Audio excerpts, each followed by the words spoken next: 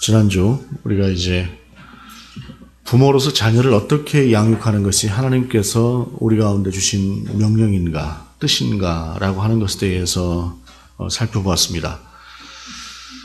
부모별로 다 다르겠죠.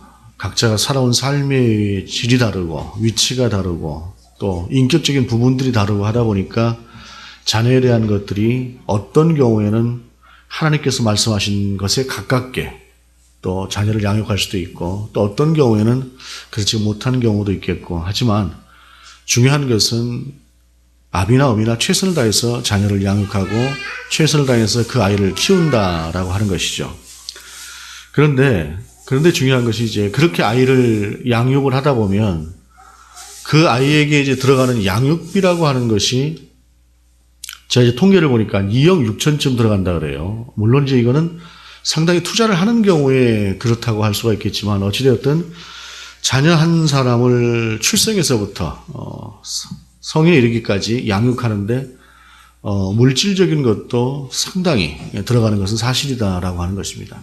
그런데 이제는 그 자녀의 입장에서, 장성한 자녀의 입장에서, 그리고 자녀를 양육하는 입장에서 그 부모에 대한 그러한 모습을 볼 때에 그 부모를 향해서 자녀를 양육할 때에는 그만큼의 물질을 투자하고 또 그만큼 최선을 다해서 자녀를 양육한다고 한다면 그렇게 자기 자신을 양육해서 지금 이 자리에 있게 한 내 부모를 향해서는 내가 어느 정도 물질적인 도리를 하고 있는가라고 하는 부분을 특별히 오늘의 말씀을 통해서 우리가 들여다볼 수 있기를 바랍니다. 왜냐하면 오늘 본문은 단순하게 공경하는 마음이 아니라 그 공경을 실질적인 물질로 그 부모에게 어떻게 하고 있는가라고 하는 문제를 본문이 다루고 있기 때문에 그렇다라고 할 수가 있습니다.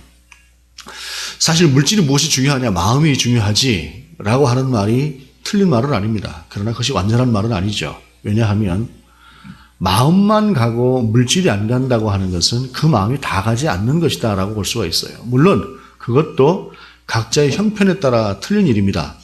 예를 들자면 우리가 돌아온 탕자의 비유에서 보는 것처럼 그 탕자처럼 정말로 아무것도 가진 것이 없는 상태에서 부모에게 나아가는 것조차도 부끄럽다라고 하는 그러한 자녀의 위치라고 한다면 그런 상태로라도 부모에게 나가서 얼굴을 보이는 것이 도리죠.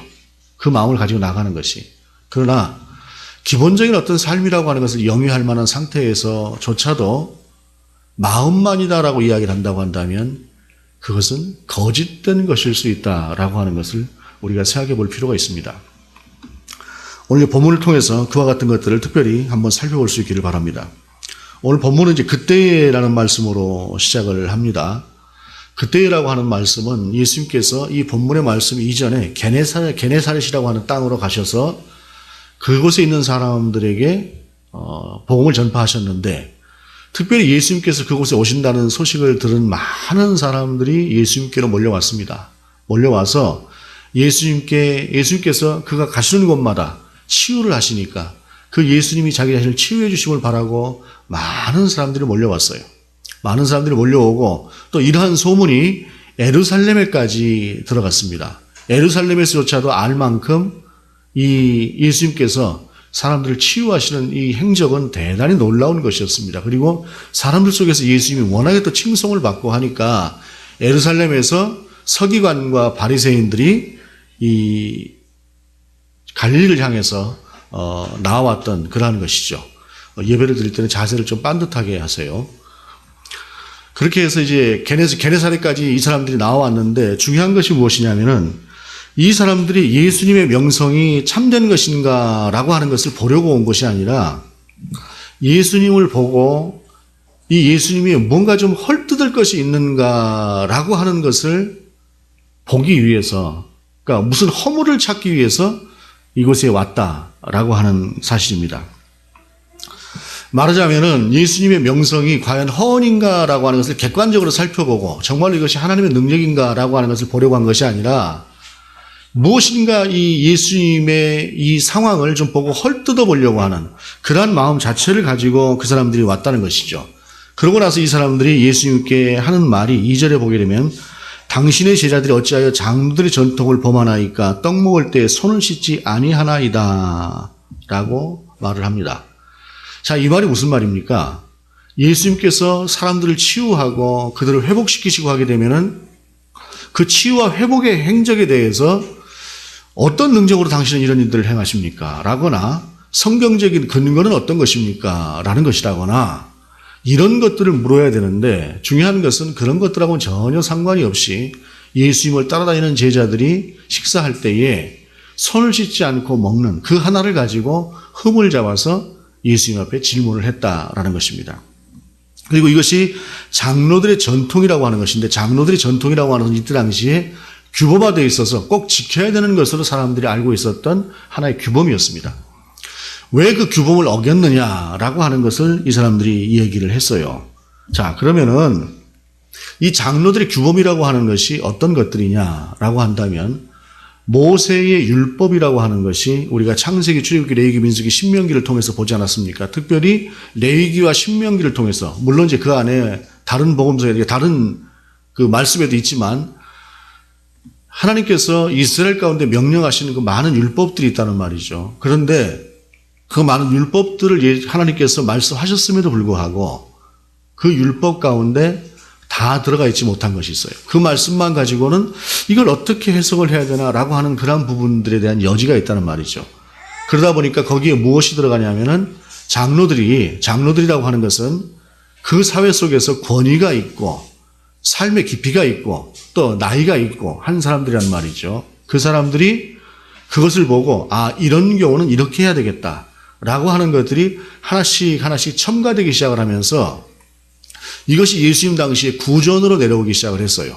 구전으로 내려와서 예수님 당시에는 이 전통이라고 하는 것이 이러이러이라는 항목으로 특별히 그 입에서 입으로 전해 내려오는 그런 전통으로 그때 당시 상당히 정착화되어 있었다는 말이죠. 그러나 이것이 어떤 문서화처럼 그렇게 되어 있었던 것은 아닌 그러한 상태였는데 이것이 AD 200년, 그러니까 주후 200년경쯤 와서 어떻게 변하느냐 하면은 문서화되기 시작을 해요. 아, 이렇게 할 것이 아니라 이것을 문서로 만들자라고 하면서 하나씩 문서가 되다가 그 다음에 이것이 이제 나중에 AD 800년, 주 800년경쯤 될 때에 이거는 이제 우리의 이야기가 아니라 유대교의 이야기입니다. 기독교의 이야기가 아니라 우리가 한참 중세를 넘어가고 있을 때 AD 800년경쯤에서는 이것이 탈무드라고 하는 것으로 기록이 되게 됩니다. 그러니까 탈무드가 이렇게 해서 나오게 된 것인데 그 탈무드가 기록되기 그 이전에 장로들의 전통이라고 하는 것이 있어서 이 전통이라고 하는 것이 상당한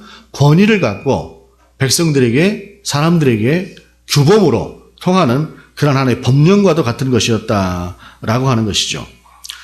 그런데 이제 이 그 규범들을 보게 되면은 어떤 것들이 있느냐면은 특별히 밖에 나가서 일을 보고 온 상태에서 집에 들어와서 식사를 할 때는 반드시 손을 씻어라 라고 하는 것들이 있고 이 마가복음 7장을 보게 되면 좀 더 자세히 나와요. 그 다음에 멀리 갔다 왔을 상태에는 마가복음에는 발을 씻어라 라고 되어 있는데 이 의미는 사실은 목욕의 의미에 더 가까워요. 그래서 이 위생이라고 하는 부분을 굉장히 철저히 하라라고 이야기를 하고 있어요.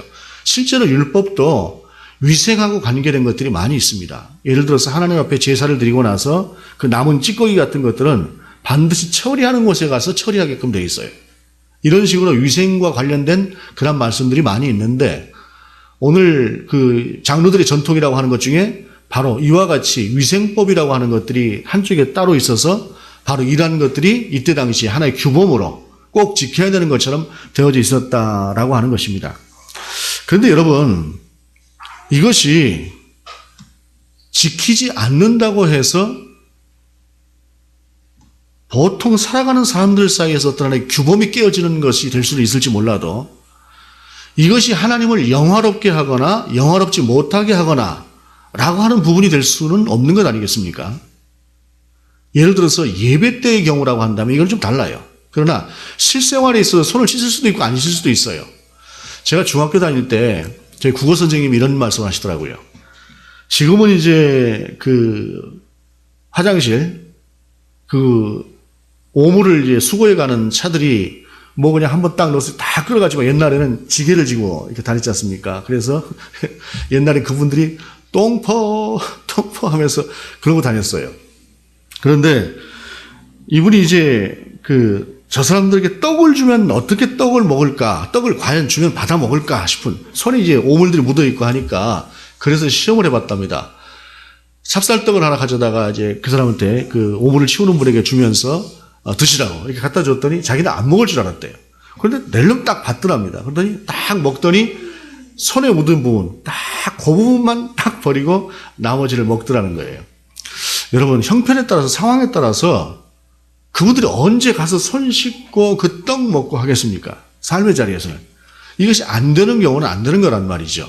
그런데 장로들 같은 경우에는 대부분 이스라엘의 기득권에 속하는 사람들이기 때문에 먹고 살만한 사람들이기 때문에 충분히 그렇게 할 수 있는 여지가 있는 것이죠.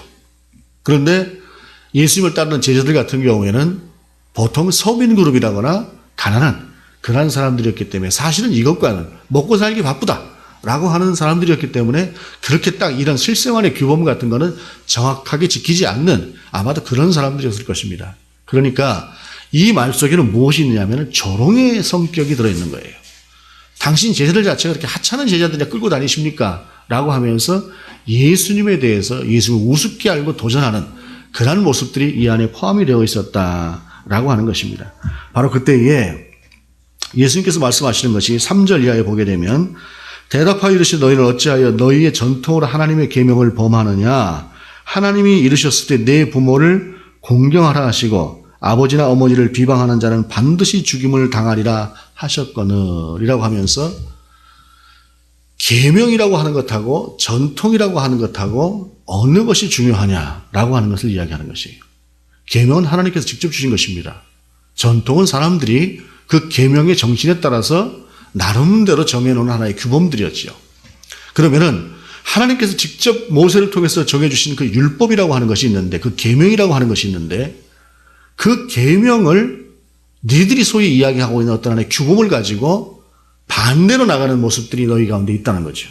이런 경우는 어떻게 해야 될 것이냐라고 하면서 그 다음에 말씀하시는 것이 5절에 너희는 이르되 누구든지 아버지에게나 어머니에게 말하기를 내가 드려 유익하게 할 것이 하나님께 드림이 되었다고 하기만 하면 그 부모를 공경할 것이 없다 하여 너희의 전통으로 하나님의 말씀을 폐하는도다 라고 말씀하고 있어요.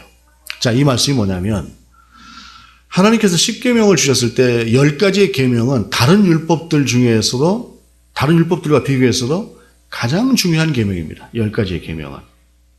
변질시킬 수가 없는 그런 계명이에요.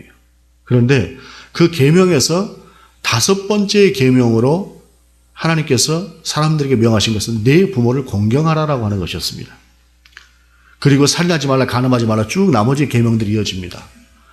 그런데 이 계명을 10가지의 계명을 부분적인 한 부분은 대신 관계의 계명이라고 이야기를 하고 또 한 부분은 대인 관계의 계명이다라고 이야기를 합니다. 일반적으로 우리 기독교는 4번째까지, 4번째까지를 하나님께 대한 계명으로 이해를 하고 5번째부터 10번째까지의 계명을 사람에게 관한 계명으로 이해를 합니다. 그런데 유대인들 중에서는 그렇지가 않다라고 주장하는 사람들이 있습니다. 5번째까지를 하나님께 대한 계명으로 이해를 합니다. 6번째부터가 사람과의 계명으로 이해를 합니다. 이것은 왜냐하면 하나님께서 사람에게 주신 공경의 대상으로 부모를 주셔서 그 부모를 공경하는 것이 마땅하고 그 부모를 공경하는 자라야 하나님을 공경하는 법을 배우는 자지 그것을 안 하는 자가 하나님을 공경하는 자는 아니다 라고 하는 의미에서 하나님께서는 5계명까지는 하나님께 속한 계명으로 사람에게 주셨다라고 하는 것을 이야기하고 있어요. 그러고 나서 10계명에는 내 부모를 공경하라 그리하면 내 생명이 길리라 라고 하는 쪽으로 말씀하고 있지만 다른 계명 10계명을 벗어난 다른 율법에 보게 되면 그렇지가 않을 때는 죽이라라고 되어 있는데 거기에 부사가 하나 붙어 있어요. 반드시라고 하는 부사가 하나 붙어 있어서 부모를 핍박하거나 희롱하거나 욕되게 하는 자는 그냥 두는 것이 아니라 그냥 죽이는 것이 아니라 죽여도 되고 마는 것이 아니라 반드시 죽이라라고 하는 그러한 하나님의 말씀이 따라 있다는 것입니다. 이거는 부모에 대한 공경이라고 하는 것이 단순한 하나의 해도 되고 안 해도 되는 그런 것이 아니라 하나님께서 계명으로 주신 것인데 이것이 너희들 가운데서 지금 깨어지고 있는 것이 있다는 것이에요. 그러면서 오늘 본문에 있어서 하나님께 드림이 되었다라고 하기만 하면 그냥 넘어간다라고 하는 것을 이야기하고 있는데 마가복음에서는 이것을 고르반이다라고 하는 용어를 우리가 소개하고 있어요. 고르반이라고 하는 것이 무엇이냐면은 예를 들어서 이스라엘 사람들이 포도 농사를 합니다. 포도 농사를 하는데 포도가 그냥 기가 막히게 열리기 시작을 하는 거예요. 포도가 기가 막히게 열리기 시작을 하면은 이스라엘에게서 이 포도라고 하는 것은 좀 특별한 의미를 갖습니다. 우리가 예를 들어서 곡식을 보는 것하고는 좀 달라요. 그냥 곡식은 먹고 사는 문제라고 한다면 포도는 풍요예요. 좀 더 풍요로운. 그래서 이 포도를 그냥 먹기도 하지만 특별히 이스라엘은 포도주를 담가서 식사 때마다 이 포도주를 같이 먹습니다. 그 사람들의 식생활의 문화이기도 하고 또 그곳에 그 물이 좀 그렇게 썩 좋지가 않아서 그렇게 하기도 하는 그 사람들의 독특한 문화인데 그래서 이 포도주를 잘 담궈 놓고 나면은 그때는 정말로 이 사람들이 풍요로운 그러한 것을 느끼면서 성경에도 보게 되면은 포도주의 넉넉함 같다라고 하는 이런 말씀들이 있는 것처럼 그 사람들이 일단 풍요의 상징처럼 이 포도를 생각을 해요. 그런데 이 포도밭을 가꾸다가 포도가 잘 되니까 이 사람이 너무 기분이 좋아서 예를 들자면 그런 것입니다. 이거는 하나님께 드려야 되겠다라고 일정 부분을 하나님께 드려야 되겠다라고 하는 마음으로 하나님을 찬양하면서 딱 정하는 거예요. 이렇게 정해서 그런 것도 하나님께 드려야 되겠다라고 하는 것은 포도가 잘 되고 나면 이제 그거를 따다가 하나님께 드립니다. 물론 이제 제사장에게 갖다 주는 것이죠. 그런데 이것이 하나님께 드려야 되겠다라고 이제 해석하는 것을 뭐냐면 그것이 고르반이다라는 거예요. 이건 하나님 거 하고 이제 고르반 하는 거예요. 사람이 그럴 때가 있지 않습니까? 너무 기분이 좋고 또 하나님께서 받은 은혜가 크다라고 생각할 때에 내가 뭔가 좀 하나님께 드릴 것이 없을까라고 하는 그런 마음이 생길 때 나오는 일종의 표현 같은 것인데 근데 문제는 뭐냐면 자 이제 이 포도밭이 잘 될 줄 알았는데 갑자기 그냥 수확할 때 비가 쏟아져 버렸다라거나 이런 상황이 돼서 포도 농사를 망쳐버렸어요. 예를 들자면 그래서 포도를 전부를 다 따도 1년 동안 처자식이 먹고 살 만한 그런 포도가 안 되는 거예요. 자, 그럼 어떻게 해야 되겠습니까? 당장 처자식도 먹여 살리지 못할 만큼 이 농사가 망쳤는데 내가 요거는 하나님께 드리겠다라고 했으니까 어거지로 하나님께 가서 갖다 드려야 되는가요? 아니거든요. 이건 하나님의 정신이 아니에요. 하나님께서 사람들에게 바라는 그런 정신이 아니에요. 그럴 때는 어떻게 하느냐? 제사장에 갑니다. 일부를 좀 싸들고 제사장에 가서 갖다 드리면서 사실은 내가 하나님께 드리려고 했는데 올해 농사를 망쳐버렸습니다. 그래서 어떻게 할 수가 없습니다. 그러면은 제사장은 그것을 가져다가 제단에 놓고 하나님 이 사람이 농사를 망쳐서 하나님께 다 드리지 못하고 부득이하게 이번 농사는 하나님께 드리려고 했지만 그렇지 못하게 되었습니다. 하나님 용서해 주시고 이 사람의 허물을 씻어주소서 하고 제사장이 그렇게 선언을 해주면 이것이 끝나는 거예요. 끝나는 거. 이것이 이제 고르반입니다. 그런데 이것이 세월이 지나가면서 변질되기 시작을 해요. 부모가 있어요. 부모가 있는데 자식이 이제 예를 들면 여럿 아니겠습니까?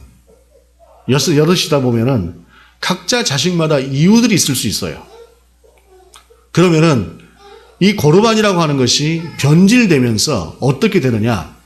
내가 예를 들어서 농사를 이만큼 지었으니까 누가 봐도 저놈이 지 부모한테는 요만큼을 하겠지라고 생각을 하는 그러한 정도를 가지고 있어요. 그런데 이 사람 입장에서는 내가 왜 내 부모한테 꼭 나만 그렇게 해야 돼? 라고 하는 생각이 들고 또 어찌 보게 되면은 더불어 함께 살아가는 예를 들어서 아내라거나 하는 경우에도 왜 당신만 해요? 이럴 수도 있어요.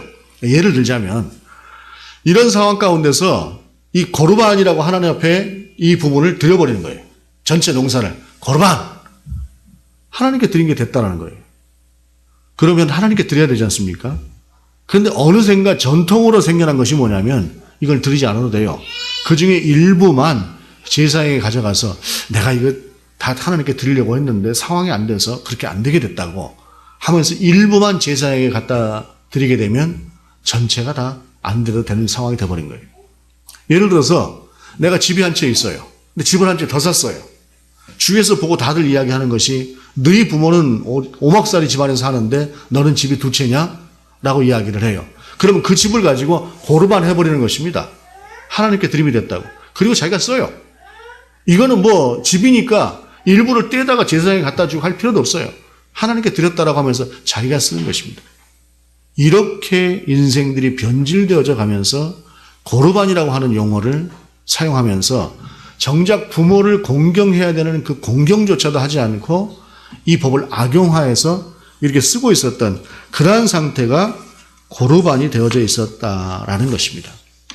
자, 예수님께서는 그것을 가지고 왔던 것이 내 부모를 공경하라. 그렇지가 않으면 하나님께서 너희를 죽이라고까지 명하셨던 그 무게를 갖는 부모에 대한 공경을 피하기 위해서 너희가 그 짓을 하고 있으면서 그것을 백성들의 그 장로들의 전통이라고 이야기하면서 그 전통을 하나님의 법보다 위에 두고 있는 너희의 삶이라고 하는 것이, 너희의 신앙이라고 하는 것이 그것이 제대로 된 신앙이냐?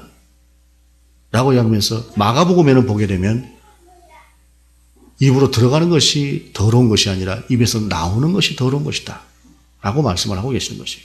그러면서 너희의 할 도리라고 하는 것이 무엇인가 라고 하는 것을 먼저 생각하라 라고 하는 것, 우선적인 것, 본질적인 것을 행하라 라고 하는 것을 우리 주님께서 말씀하시는 것이에요.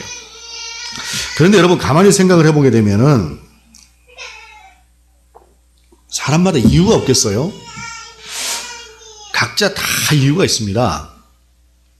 이 설교연구제 모임을 지난주에 하면서 오늘 본문의 말씀을 보다 보니까 어떤 목사님이 그런 얘기를 해요. 자기네 교회에는 부모에게 상처받은 그 사람들이 너무 많아서 그들에게 부모를 공경하라라고 하는 이 메시지를 전하는 것이 참 자기는 지금 부담스럽다고 이야기를 하더라고요.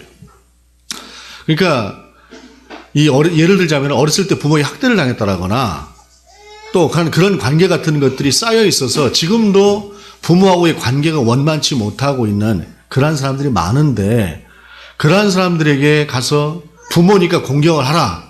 이게 성경 말씀이다.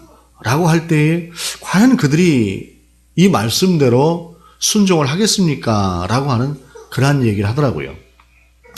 이게 보면은 제가 옛날에 이제 80년대에 그 어느 선교단체에서 집회를 하면서 서로 이제 마음을 나누는 이제 그러한 시간을 가졌던 적이 있었는데, 저는 그때 처음 알았어요. 자식 중에서 부모를 죽이고 싶어 하는 마음을 가진 자식이 있다고 하는 걸 저는 그때 처음 알았습니다. 평생을 살면서 저는 단 한 번도 그런 생각이라고 하는 것이 사람 속에 있을 거라고 하는 것을 생각도 못하고 살아봤어요. 그때까지.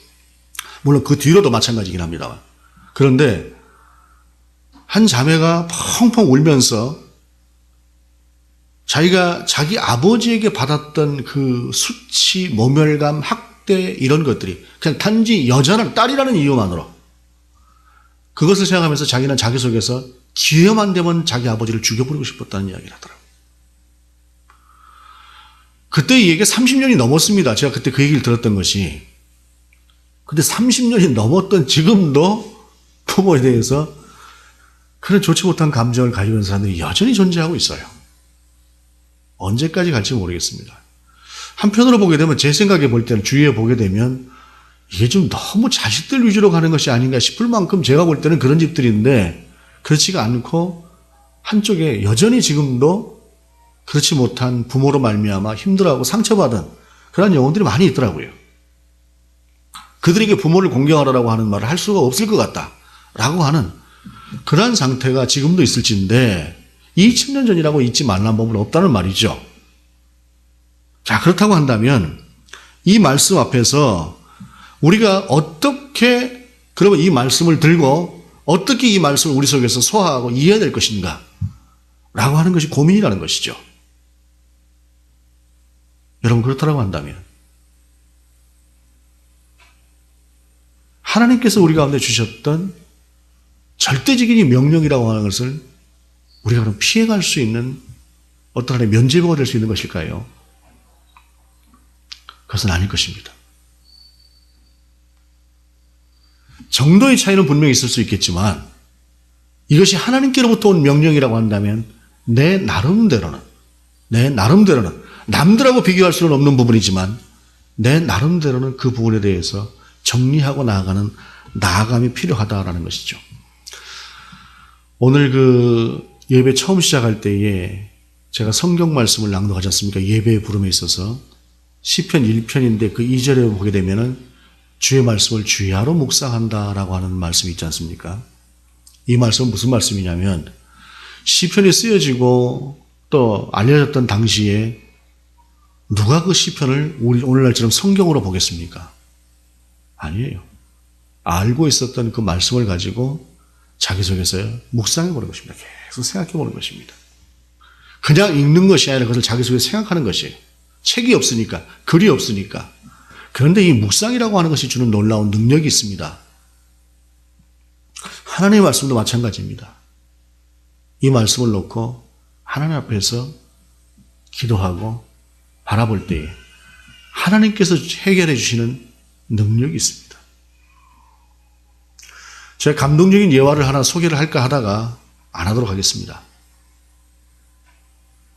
그것을 위해서 상처받았던 한 사람이 자기 부모를 죽이고 싶었던 사람이 어느 날 그 아버지하고 소통이 이루어지는 그때에 그의 아버지가 이랬다는 겁니다.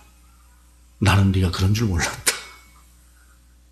그 마음에는 자기식의 사랑이 있었던 거예요. 그 아비의 마음속에는. 우리가 그것을 알아가고 그것을 헤아려가는 그것이 오늘 어버이날에 있어서 우리가 해야 될 일들이다라고 하는 것입니다. 우리가 살아가는 삶의 자는 분명히 각자가 틀립니다. 그러기에 어떤 경우에도 획일화 시킬 수는 없습니다. 그러나 분명한 것은 이것이 하나님의 명령이다라고 하는 것입니다. 그리고 명령으로만 존재하는 것이 아니라 우리가 교동문에서 읽었었다시피 에베소서의 말씀 중에 약속 있는 첫 계명이라는 말씀이 있어요. 출애굽기에 이렇게 약속하고 있습니다. 출애굽기 20장 12절 내 부모를 공경하라 그리하면 내 하나님 여호와가 내게 준 땅에서 내 생명이 길리라. 고대나 지금이나 사람이 오래 사는 것보다 더 큰 복이라고 하는 것을 찾기 힘듭니다. 그런데 신명기 5장 16절에서는 이 말씀에 더해지고 있어요. 내 부모를 공경하라 그리하면 내 하나님 여호와가 내게 준 땅에서 내 생명이 길리라. 내게 허락하신 그 풍요 속에서의 삶이 길 것이다라는 것입니다. 그냥 단순하게 생명만 긴 것이 아니라 살만한 상태에서 내게 주어진 생명이 길 것이다 라는 것입니다. 10계명 중에서 유일하게 약속이 있는 계명입니다. 얼마만큼 중요한 계명이면 하나님께서 우리 가운데 약속을 주시면서까지 하셨겠습니까? 마지막으로 이야기를 하고 마치겠습니다. 저도 그 이야기를 들을 때 좀 찔림이 냅디다마는 어떤 목사님이 결혼을 하면서 서로가 서약을 했답니다. 11조를 하나님께 드리겠습니다. 그 다음에 11조를 제2의 11조, 제3의 11조를 각각 준비를 해서 각각의 배우자에게 드리겠습니다. 그러고 살았대요. 처음에는 그 학교 다니고 사역하느라고 그걸 감당을 못했지만 어느 순간인가 사역이 전임 사역이 되면서 그때부터 그것을 행하기 시작을 했답니다. 저도 이제 돌아보면 부끄러워요. 그렇게 좀 나도 좀 했었으면 어땠을까 하는 생각이 듭디다마는 어찌됐든 그렇게 나서 지금도 하고 있다는 이야기를 하더라고요. 그것이 가장 하나님이 주시는 옳은 마음 중에 하나가 아닐까라고 하는 생각을 해보면서 저와 여러분에게 하나님께서 요구하시는 내 부모를 공경하라라고 하는 그 공경은 무엇인가 라고 하는 것에 대해서 좀 깊이 있는 통찰과 성찰이 우리 안에서 있기를 원합니다. 그리고 오늘 약속하신 내 부모를 공경하라 그리하면 내게 준 땅에서 내 생명의 길이라고 하는 그 약속의 말씀이 우리의 약속의 말씀이 돼 우리가 누릴 수 있는 약속의 말씀이 될 수 있기를 원합니다. 비록 부모님이 다 돌아가신 분도 계실지 모르겠지만 자녀에게 그것을 가르쳐야 됩니다. 자녀에게 그것을 가르쳐서 내가 공경을 받고자 하는 것이 아니라 이것이 하나님의 뜻이기 때문에 너희가 아비와 어미를 공경하라. 그리고 하나님께서 약속하신 그 약속의 누림을 충분히 받고 살아라. 이것이 진정한 복이다라고 하는 것을 우리가 깨달을 수 있길 바랍니다. 기도하시겠습니다. 하나님, 마땅히 부모를 공경해야 될, 또한 우리가 마땅히 해야 될 부모뿐이 아니라 가족에 대한 그 모든 의무를 우리가 온전히 행할 수 있는 우리가 될 수 있도록 인도하여 주옵소서.